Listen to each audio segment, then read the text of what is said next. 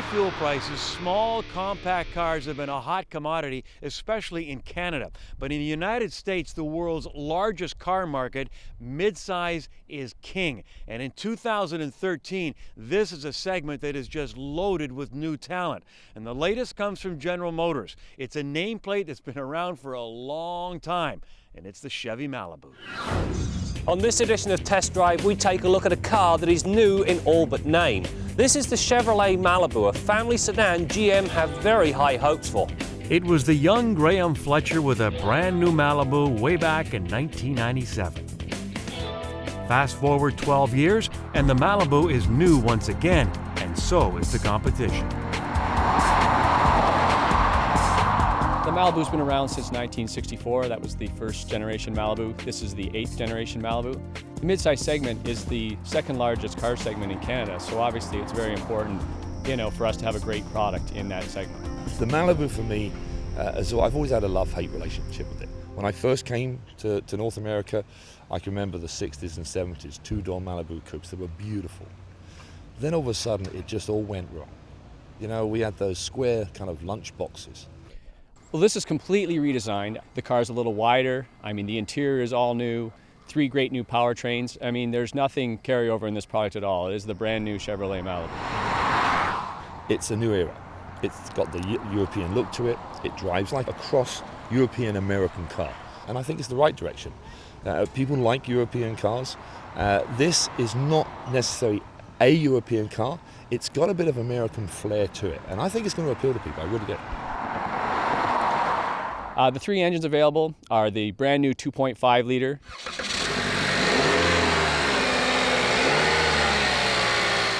It is the most powerful engine in the segment for as far as a base engine.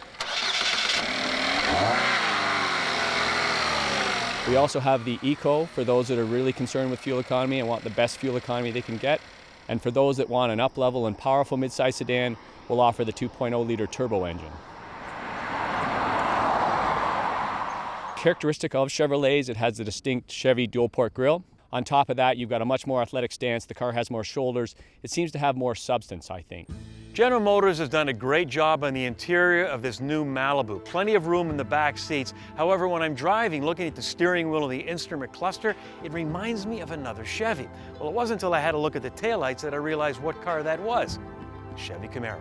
Yeah, I said certainly from the rear end, we've carried over the square tail lamps that you see in the Camaro. It isn't a Camaro, but again, the car looks good from the rear. Yeah, it's a dual cockpit interior. Again, very Camaro-esque with the large gauges up front and everything available within the driver's reach. You could put a small country in the trunk of this new Malibu. It's that big. However, if you choose the Eco version, you may potentially get better fuel economy, but you're going to be traveling lighter. You lose a little luggage space for the battery pack, but you gain it in fuel economy. The Eco basically is still using an internal combustion engine, but available with that is electric motors and a battery pack. So the electric motors help start the car from a standstill, and they provide assist for the gasoline motor. The interiors on today's GM product are so superior to previous generations, and I credit Bob Lutz for that. And it's no different in this Malibu. A real luxury feel to this cabin. And also, I'm on a very rough road, but the ride is extremely quiet. You've also got little places to put your stuff, and the interior lighting is pretty cool. In fact, they call it cool ice blue, which is why I always say if you're going to test drive a vehicle, do it at night also. A lot of money is spent on the interior lighting, and believe me, it can be a deal breaker. You know what? The interior is very nice on this car. Very, very nice. It's got a good look from the outside too. Maybe it's going to take a little bit of getting used to, because this is a little bit of a European car. It's based on the GM Opel, right? It might take a little bit of getting used to, but I think once people get into it and see what it is and what it offers, I think they're going to be happy. There's a lot of competition. Everything from Ford to Toyota to Honda. Everybody's there and everybody's got a great car, but we've got a car that exceeds that. This isn't a book club, but there is a book I'd like you to read, and it's in your glove box. More later on Kenzie's Corner.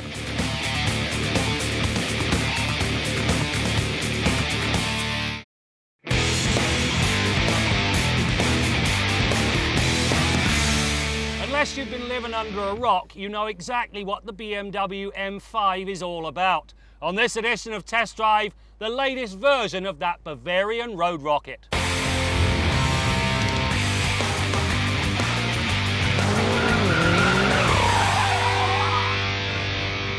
BMW M5 was first shown at the Amsterdam Motor Show in 1984. It's remarkable what a simple letter number combination has come to signify in such a short period of time. Mention the name and nearly all people instantly know what it's come to represent. It's a seriously fast and adroit road rocket that doubles as a full-on family sedan. The cabin of this M5 is absolutely exquisite. Top-class materials, beautiful leather, two of the best seats you'll find in the industry, and all of the power toys up to and including navigation and a very good audio system. There is, however, a pet peeve, and it has to do with the shifter. When you want to put this car in park, you leave it in gear and turn it off. The car then selects park. Well, most of the time. Sometimes it manages to select neutral. It warns you, but what a palaver you have to go through to put it back into park. I want a park button down here by the gear lever. That way, I can put it in park when I want to put it in park.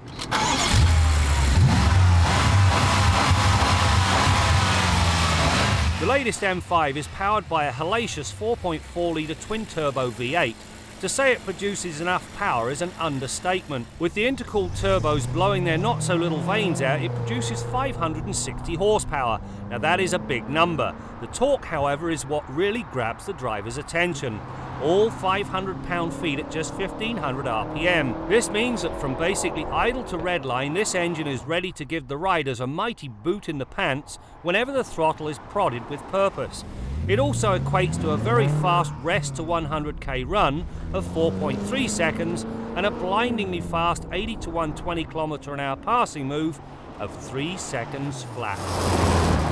Now obviously, if you've got that much power under the hood, you've got to have the right brakes. These M5 brakes are enormous. The rotors are about the size of a dustbin lid and they've got 6 piston calipers biting down on them. The net result?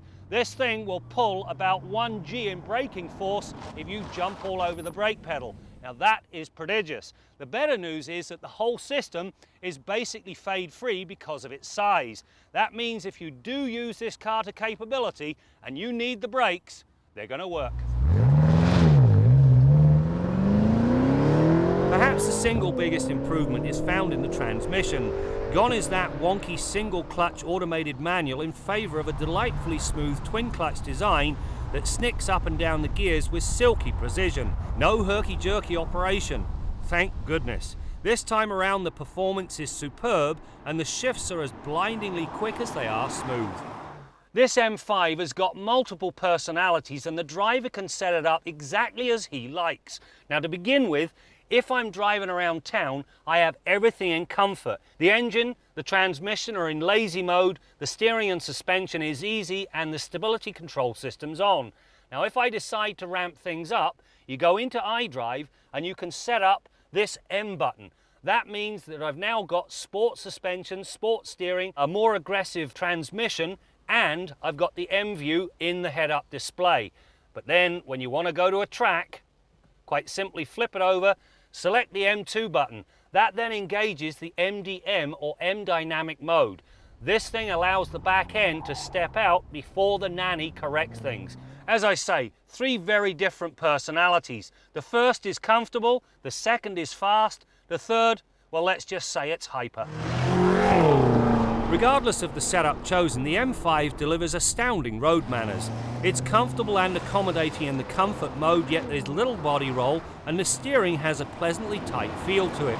Opt for the firmer settings and the damping and steering become much crisper without killing the ride comfort.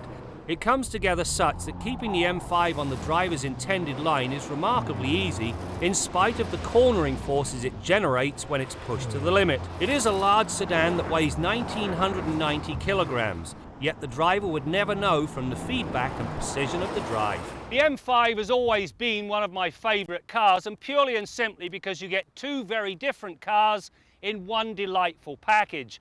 It is a 5-passenger sedan with enough trunk space and comfort to treat the family well. Yet you drop the family off, go to the racetrack, and this car in stock form will kick butt. it is blindingly fast. Now, if there is a bit of a pet peeve, it is that the exhaust note just isn't what I expected. I want more snap and snarl. I think I hear aftermarket exhaust.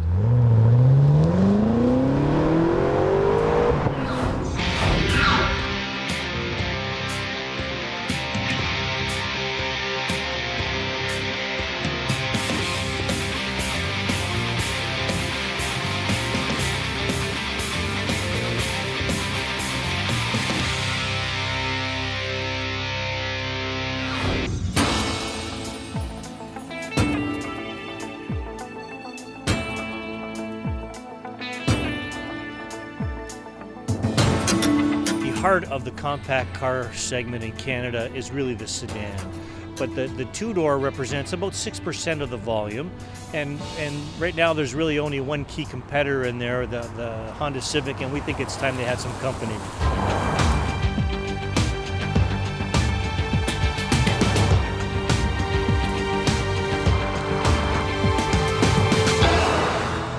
So it must be fun to be a Hyundai product planner nowadays. You've got great platforms, great engines, transmissions, style. You've got the whole package. Say, let's try a Coupe, let's try a GT. It's pretty easy for them to spin off some stuff that's immediately in the game. If I had a concern or a complaint, it would probably pertain to power. It's 148 horsepower, and you know, like many cars in that category, I felt a little bit anemic at times going up hills on the highway. I mean, it's in line with other vehicles, but ideally, I think it'd be great if it had a bit more power. We have a backup camera with a nice 7-inch screen. But what makes ours unique is the fact that the camera lens is hidden behind the Hyundai badge at the back of the car. When you put it into reverse, the little mechanical door opens up. A nice clean lens, you can see where you're going through the rear view camera, and when you're back into park, the door closes, keep the lens clean, and away you go. I really like the Hyundai GT. I think it's in a great market. It's a well-sized car, but the thing that really struck me about it was the quality of the cabin and how refined it is. Small cars really have become very advanced in that regard. Well, you know, there's a feature in our Elantra GT that we're very, very proud of. It's called Driver Selectable Steering, or DSS. So with a flick of a button on the steering wheel, drivers can switch the steering feel from comfort mode, which is great in the city for parallel parking, really easy to turn the wheel, to normal for average driving, or for a twisty road where you want to really have the feel of the car, you can put it on a sport mode. There's a whole generation coming that do not have oil in their blood, and that's going to be a factor of everybody. But on the other hand, they will need a car. And I think when people need a car, they're going to look for value and style, and it's pretty hard to argue against the value and style of this product.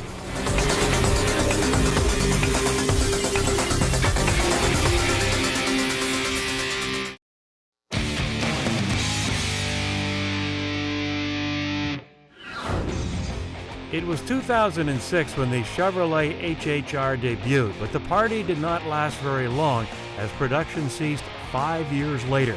However, the legend does live on.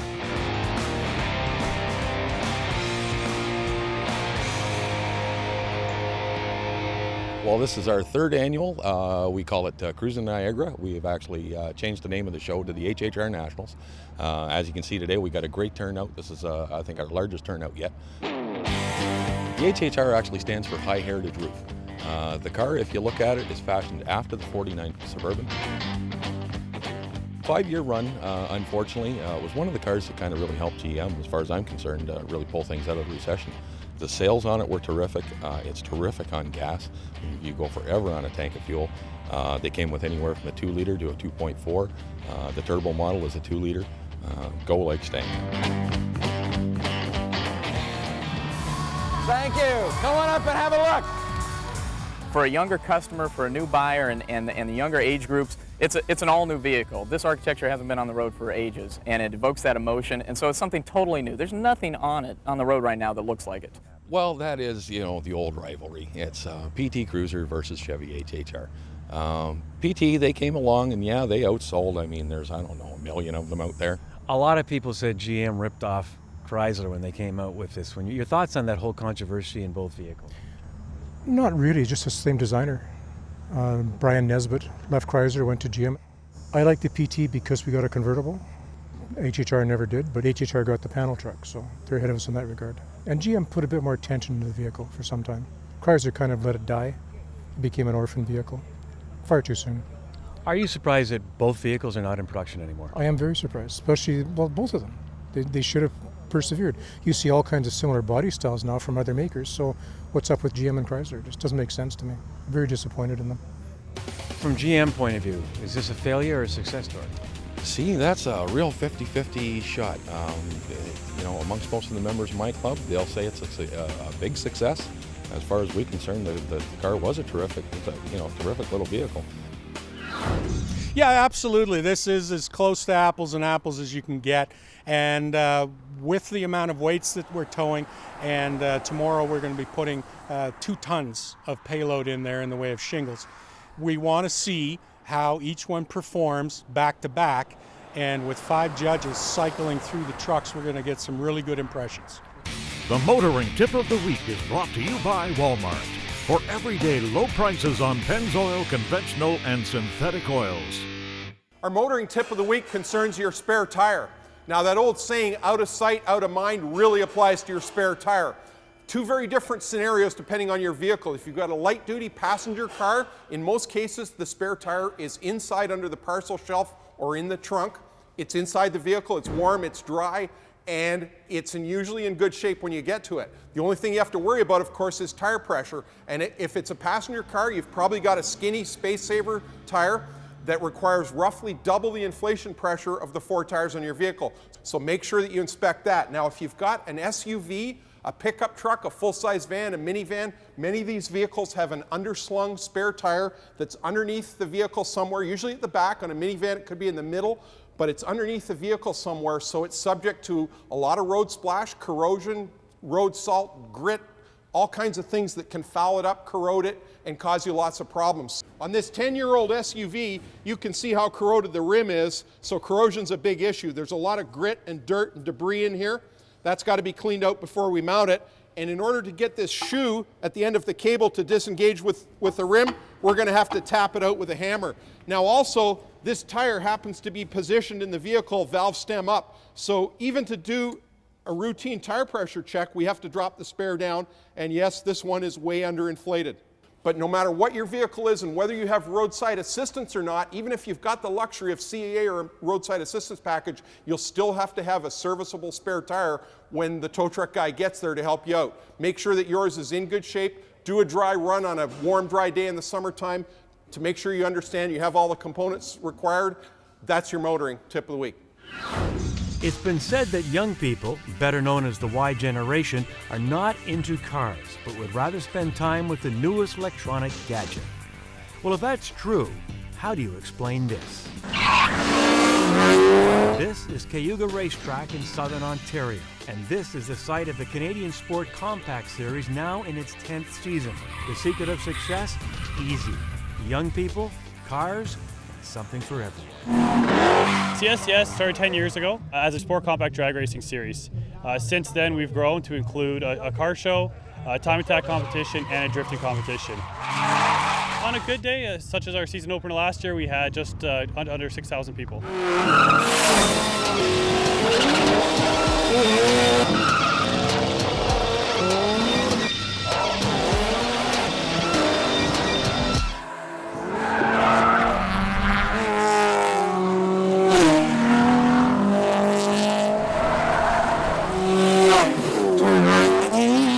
We have 9 different classes there, everything from a street car to a race car, full-blown unlimited class.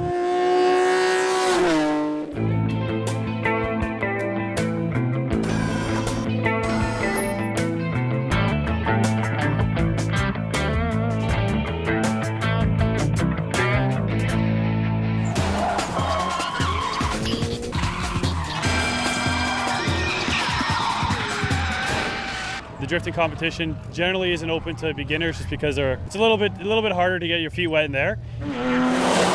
We find that a lot of people who aren't even motorsports enthusiasts will come out to the events, and the reason being is there's a little bit for everybody.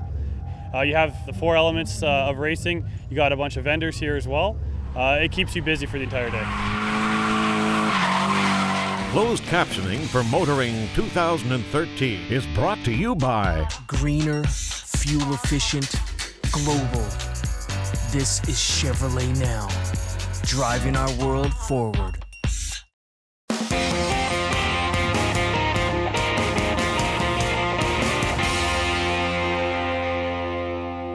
Assuming the crack technical staff back at the studio have figured out how to do this, you should be seeing a picture of a Mercedes-Benz C-Class with what appears to be one really bright taillight. Now, the average Canadian would probably look at that and think, oh, his other taillight's burned out. That's not the case. Now, in Europe, they would know what that is because they're much more into their driving over there. That actually is a rear fog lamp. In Germany, it's required that you have a rear fog lamp, and it's like 12 billion candle power because, well, if you're going 180 kilometers an hour and the visibility is about 3 meters, it's nice to know there's a guy ahead of you.